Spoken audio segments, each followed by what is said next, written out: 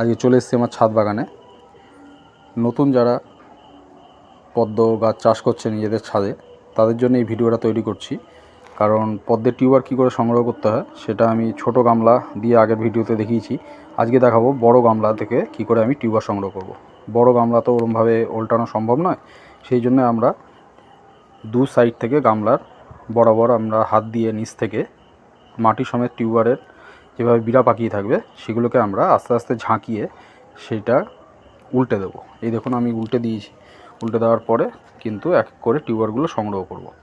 কারণ মাটি নিচেই কিন্তু টিউবার সাইড বরাবর গামলায় কিন্তু হয়েছে। দেখুন আমি আগের ভিডিওতে বলেছি, সেই টিউবারগুলো আস্তে আস্তে আমরা মাটি থেকে ছাড়িয়ে নিতে হবে, তবেই কিন্তু আমরা ভালো করে কাদা পরিষ্কার করে আমরা সেই টিউবারগুলো সংগ্রহ করতে পারবো। না হলে কিন্তু ভেঙে যাবে মাটি থেকে বার করতে গেলে। এই দেখুন কি বড় বড় টিউবার হয়েছে। আমার বড় বড় যে 100 টাকার গামলায়, সেই গামলাগুলো এরকম টিউবার হয়েছে। আমার একটা মাটির গামলাও রয়েছে, এটা মাটির গামলায় টিউবারটা করেছে।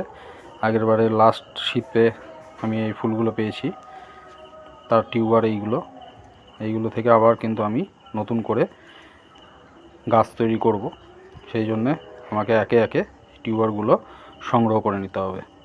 তাই বড় গামলা যারা টিউবার সংগ্রহ করবেন, আমার এই ভিডিও থেকে আপনারা দেখতে পাবেন যে আস্তে আস্তে কীভাবে টিউবার আমরা সংগ্রহ করব। এই টিউবারগুলো খুবই সাবধানভাবে আমরা একে একে বার করে নিয়েছি এবং নেওয়ার পরে আমরা এগুলোকে জলে ভাসিয়ে রাখব। সেই ভিডিও আমি পরে নিয়ে আসব। আজকে এই পর্যন্ত।